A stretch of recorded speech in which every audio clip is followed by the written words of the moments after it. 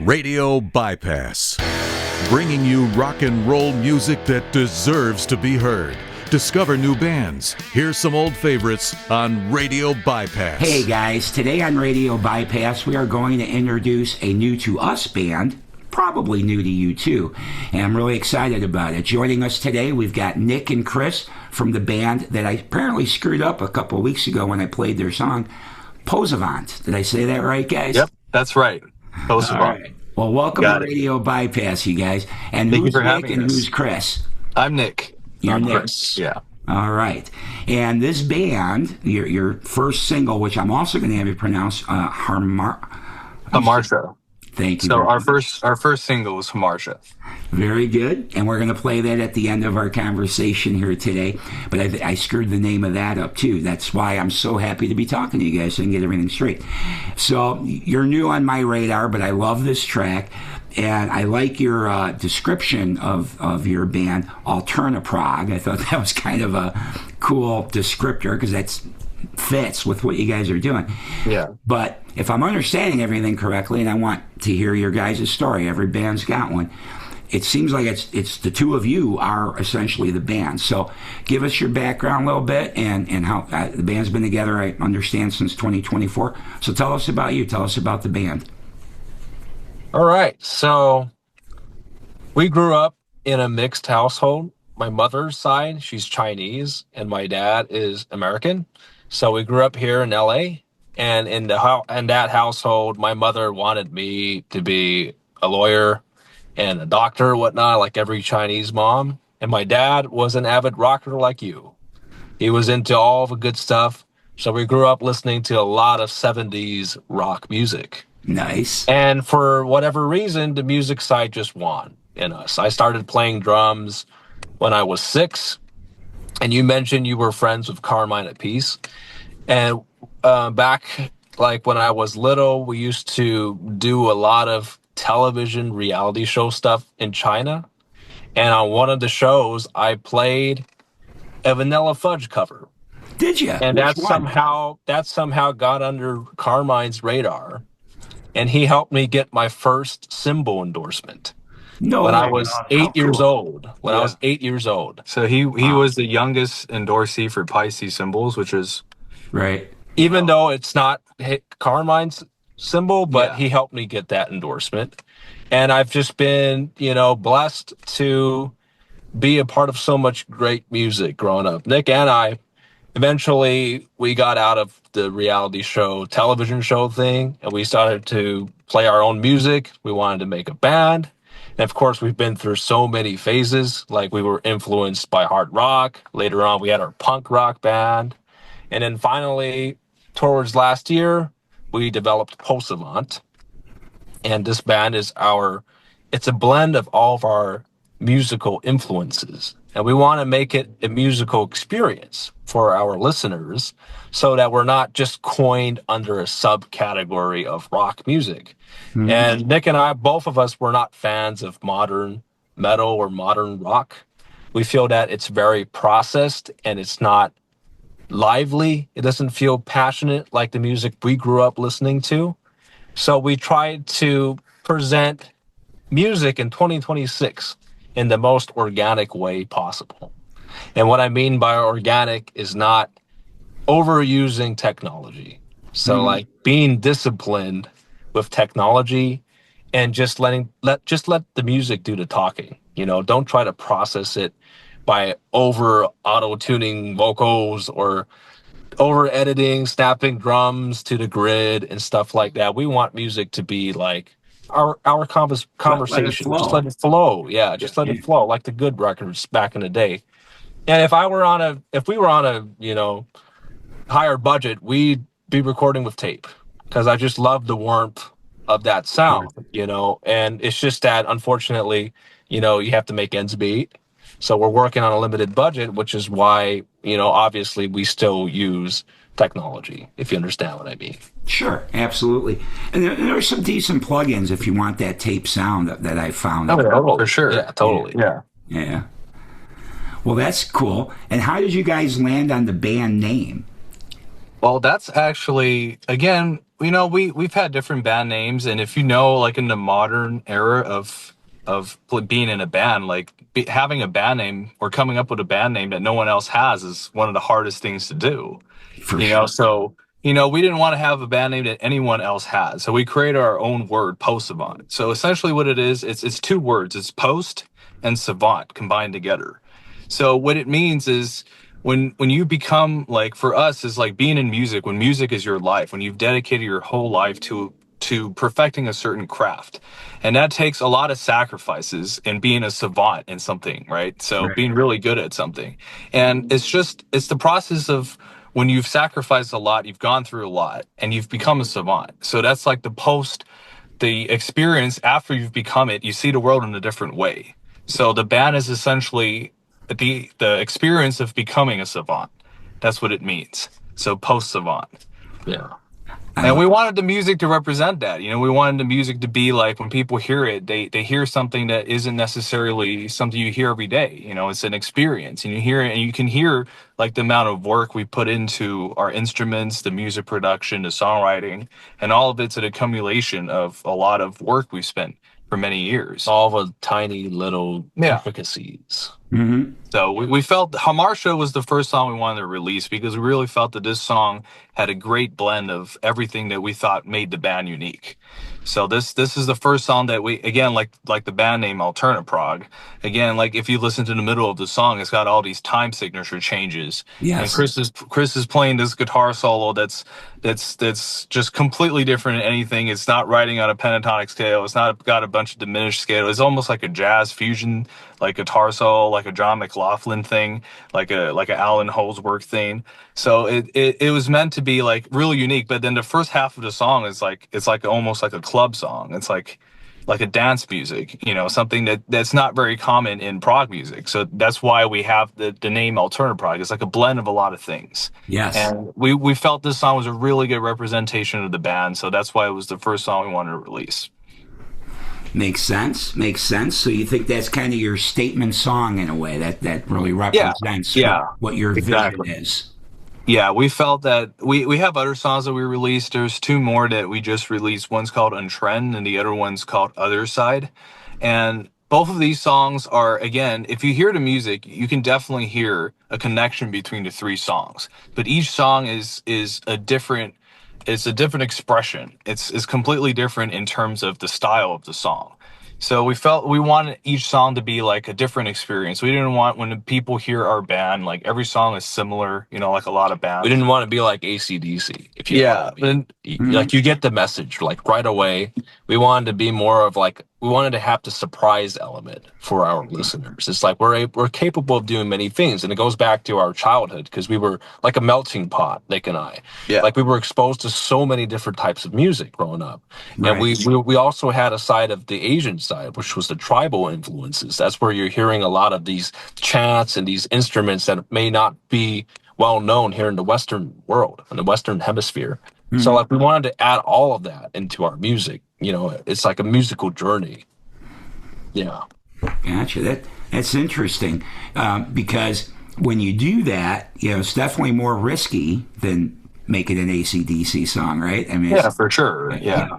Harder to I think if you get a little, I don't know what the right term would be, but like out there a little bit, doing this melting pot kind of out of the box. Yeah, exactly. Well, I find that kind of stuff super interesting. It's definitely not anywhere near what you'd call mainstream or anything. So when you guys made that decision, in some ways you're probably limiting yourselves a little bit as far as your reach, right? But I love that because you're really truly there for the art. I really like that a lot. Well, the thing is, it's really hard for us to sort of blend with society because we've had such a different upbringing, Nick and I. So like we don't try we feel like music has to be honest. Like whatever you present out there has to be something you believe in and something that you're very confident in. So for us to act like we're this Gen Z era would be us being posers. And that's the last thing I want with music. I'd want it to be however we feel like this is what we're presenting. That's the message we want our listeners to get. Yeah, yeah. Yeah, I love that. I love that. Well, let's talk a little bit about the song itself. Yeah, it's representative of you guys, and we talked a little bit about the different influences that are mixed in there and everything. But was all of that, like, was there, like lyrically, was there something that kind of inspired that song, or? Yeah, so this song, like the main lyric that we represents the song is the lyric, "You weren't the God that made, you weren't the God I made you." So basically, what it is that we, in the music industry, we have so many heroes that we look up to, and oftentimes we kind of make them gods when they're actually just humans like us. And we've worked in the music industry for many years as ghostwriters, as producers, as session musicians. And what we found is that a lot of these people that we look up to, they weren't the God that we made them, because a lot of the people around them, the people who sometimes wrote their music, who played their parts, who produced the music, and even the people who are the executives that found them, these people don't get the same credit that the artist gets. And I would say radio, like Yeah, is radio tracking people like as well. you. Like you said, like our conversation before the interview started, you are really passionate about helping bands be found, helping people hear new bands. And that's like a key message and motto of your life. But when people talk about bands and successful bands, they're almost never mentioning the people who helped them become famous. People are always like, "Oh, he's who he is because he's an amazing songwriter. He's who he is because he has the voice of God. He's talented, whatever." And it's just overlooks so many things and elements that goes into making a successful band.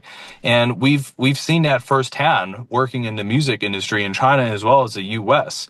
There's just so many people that go under the radar nobody's ever heard of, and a lot of times they do the hard work.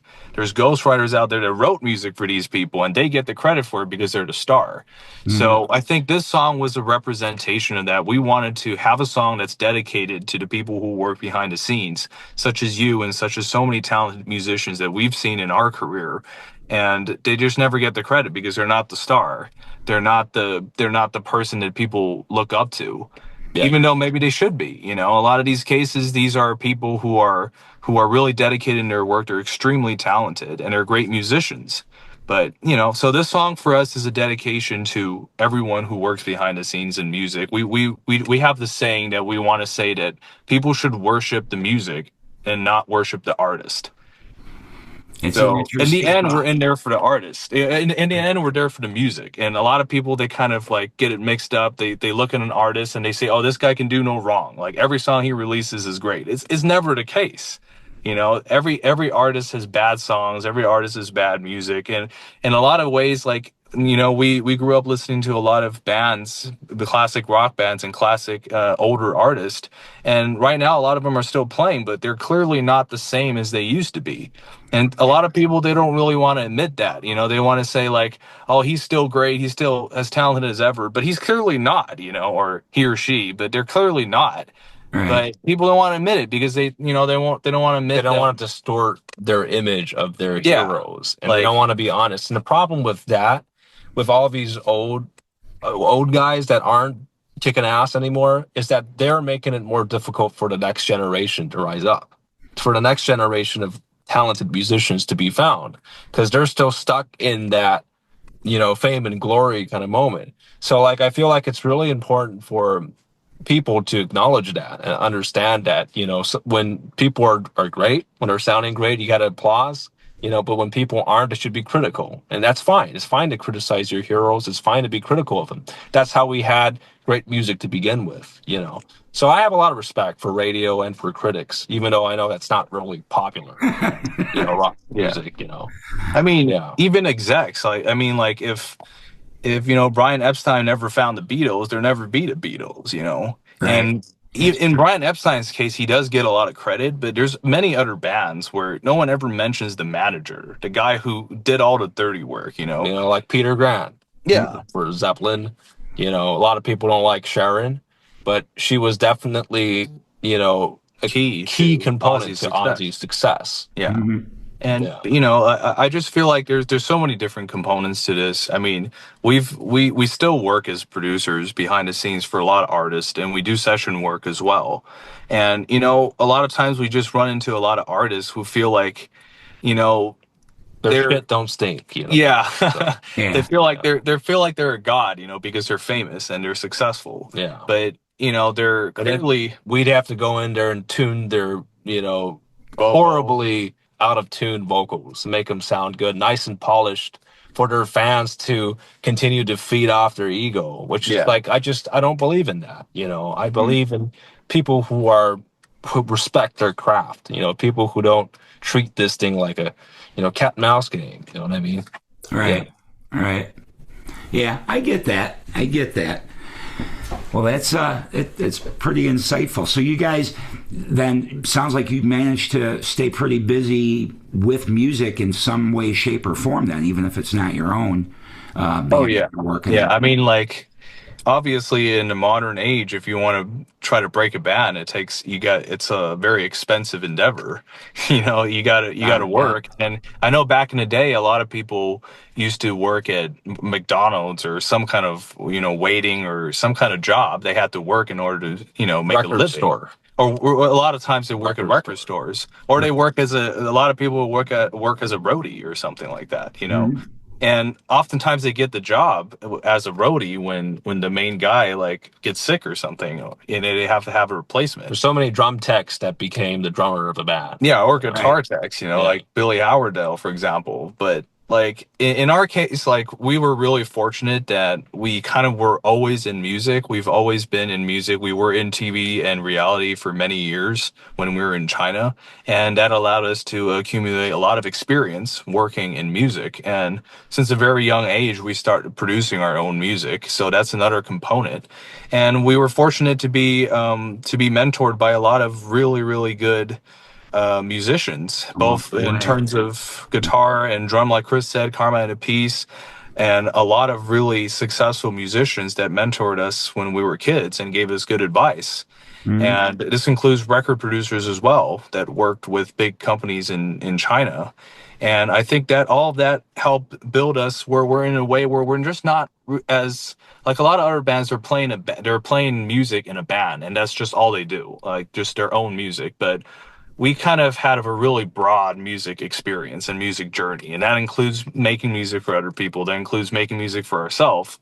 And just like you said, like with this band Posavant, this is basically a combination of everything that we know and everything that we love about music, and it's presented in one product, in one musical experience. Mm-hmm. So, I feel like it would have never been possible for this band if we didn't work in music and we didn't have this vast journey and vast influences that we did have. Yeah. Right. And you're still young guys, man. So that's we started so young. I know. Already. Yeah, we're still Gen Z.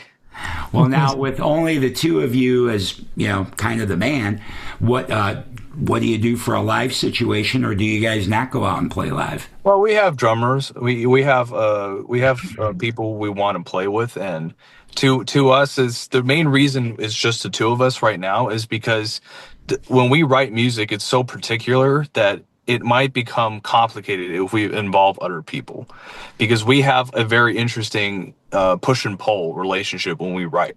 And if the third person's added in, it might completely mess up the chemistry. So yeah, that's the reason why we're like, and again, like, we have this really unique, like, blend of cultures, like we said, the Asian American culture. Right. And we don't know a lot of people that are like us, that can speak the same language. When we talk, we kind of talk in a mix when we talk between ourselves. And a lot of people, when they listen, they can't really understand because it's a mix of Mandarin and English. Uh-huh. And it's just all over the place, and only we can understand each other. So that's another component to it, Right. Yeah, we're strong believers in conflict in music. We believe like every songwriting duo had some sort of conflict while maintaining respect for each other. Yeah, trying to find a way to work it out. Like, I come from a background where I'm like really into the hard rock stuff. So like I love music that's more simple in some ways. And Nick is like a thinker. So like when we work together, we somehow come up with like that alternative and progressive kind of thing. And Right. like that's what makes our music very different than others. It seems to me that like, rock music right now, it's so polite. Everybody is like so nice and kind to each other. And I think it's the same thing with their songwriting process. And that's why the music, to me, lacks a bit of edge, lacks a bit of that grit that you hear like on the earlier records, where the songwriting duels or people who were in control, they didn't see eye to eye all the time. Yeah. They all wanted to present their philosophy and their ideas. Oftentimes having serious fights as well. But that's what makes the best product, because people have to stand by what they believe in. And like obviously we've never fought, but we fight like with our ideas and trying to present something that Philosophically. mentally. Yeah. Are you two real close in age? Yeah, I'm 2 years older than Chris. So we were together our entire lives, because when we were in China, we were homeschooled on the internet. So, we've developed a bond that's very rare, even between brothers. I feel like, like we said before, like we have our own language, the way we talk, and music is just another way for us to express that. And in our lives, it's just music all the time. And the amazing thing about it, like Chris said, like we're also so different in the way we approach music. Yeah. Like Chris is more of a simplistic in terms of music. Yeah. But his approach in terms of production is so unique that I've never run up with someone else that has the same ability as he does, because he's both an amazing guitar player and an amazing drummer.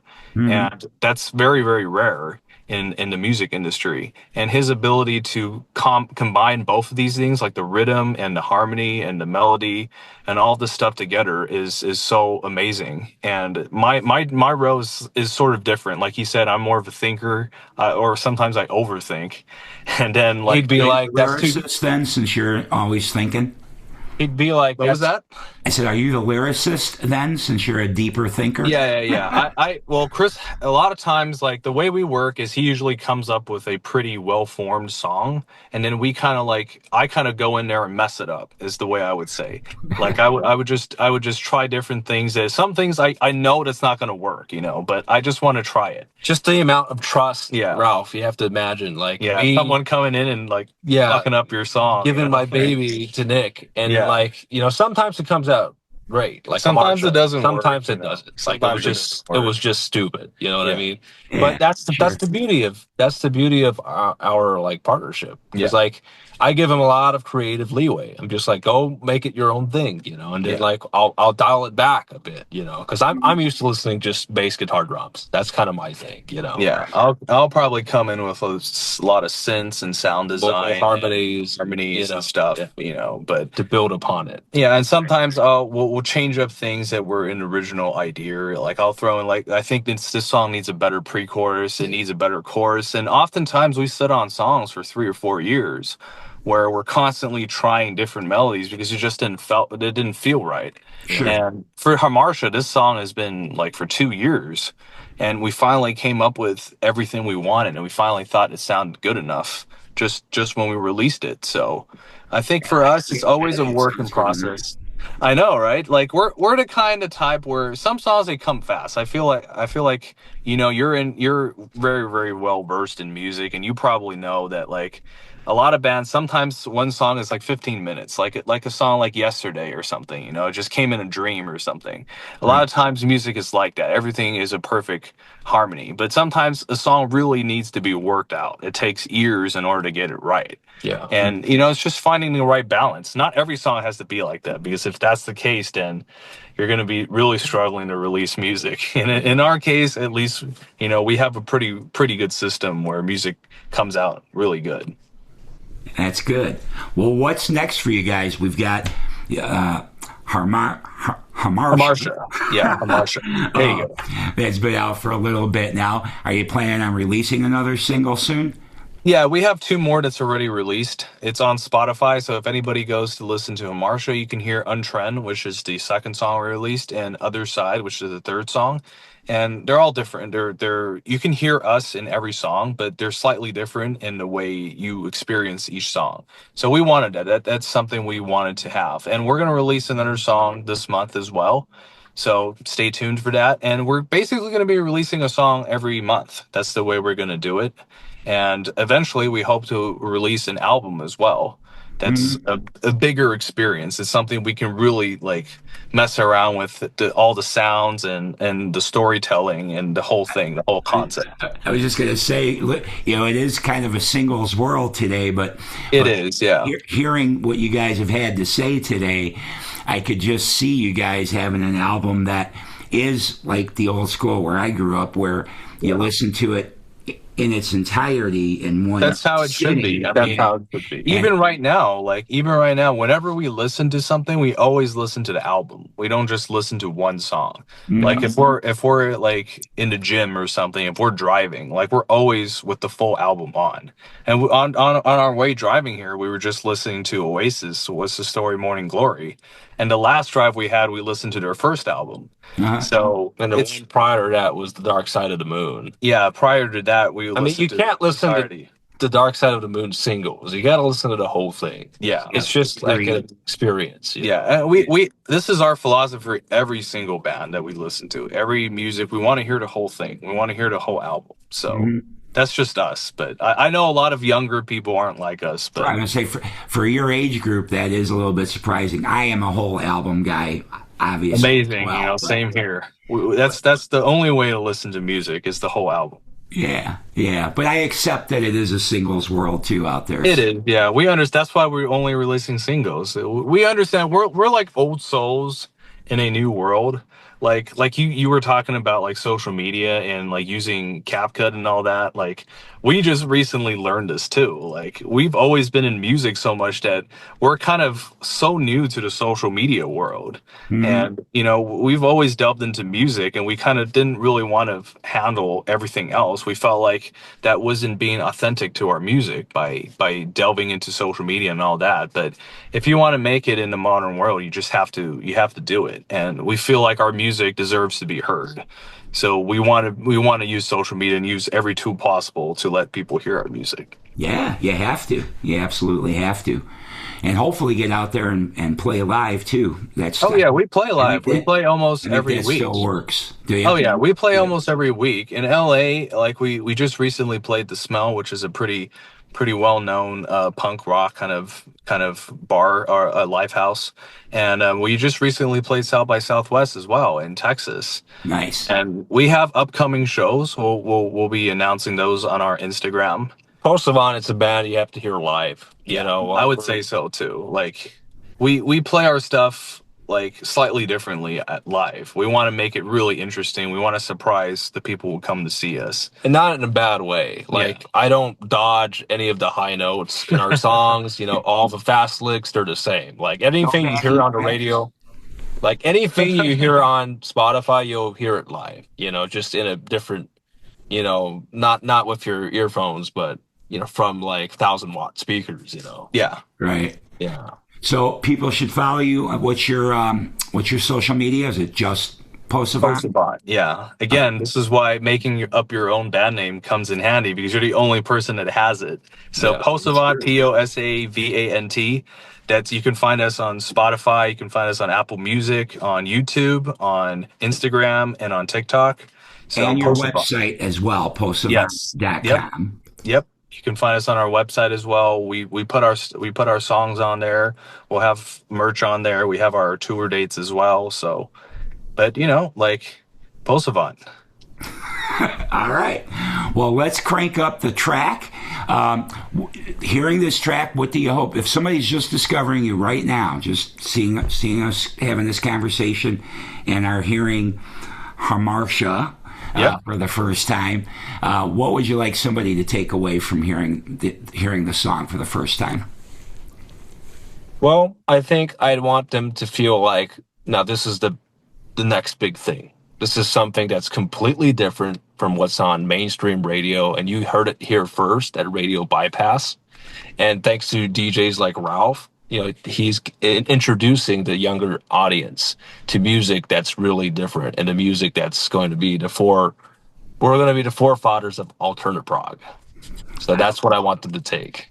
All right. I like it. Well, I hope everybody does. And yeah, that's my mission. Celebrating rock past, present, and future is one of my little things that I like to say. That's beautiful. Because it's all important, especially the future. And I'm so glad whenever I come across young folks like yourself, and luckily you're not the only young ones creating rock and roll music of my style. And I'm so thankful for that, because for many years, I thought for sure when my generation dies off, that's the end of this kind of music. But I'm seeing a lot of young guys getting into it and wanting to play instruments again and not just making sounds on a computer. So it's really cool. Yeah. So thank you guys for having that interest. Yeah, I mean, we're always going to be on a side of authentic and real music, and we're going to do everything we can to stay true to our art. And again, it's a very tough journey, and we're willing to meet whatever comes, So we just want anybody who hears this podcast as well, we just want you to listen to our music and feel like it's something you've never heard before. And if you're an established artist, take us out on tour. Yeah. Yes, that would be great. That is how every single band that I love became successful. Yeah, for sure. Every single one. I think before we started recording, you mentioned that you like Judas Priest a lot. Totally. And, that's how I first started seeing Judas Priest when I was young, was as an opener, not as the headliner, Yeah. A couple of years later, then they were the headliner. So AC/DC, Van Halen, Rush, they all opened for Kiss. Yep, exactly. So, even really rare thing, John Cougar Mellencamp once opened for Rainbow. My dad told me that didn't go out well, but that was the first time he heard of John Mellencamp. Right. So, people really have to support, indie artists and support music. That's good. I'm not saying they should take anybody out on tour. You have to be good first. Yeah. Yeah, that's right. Yeah. All right. Well, guys, let's let the music do the talking. We've been talking with Nick and Chris from Posavant. I will always say this correctly from now on. Really glad to meet you guys. To me, hearing you today, I can tell your sincerity in what you're creating, and I really appreciate that. And thank you for stopping by Radio Bypass and giving us a chance to get to know more about the band. Thank you so much for having us. Thank you, It was a pleasure talking to you. Absolutely. My pleasure. All right, everybody. Turn this up a little bit more. Go follow these guys on social media. Check out posavant.com. Learn more about these guys. But now, if you didn't catch the song when we played it on the music show a couple of weeks ago, turn things up a little bit louder now. Here comes Hamartia, pronounced correctly. Crank it up.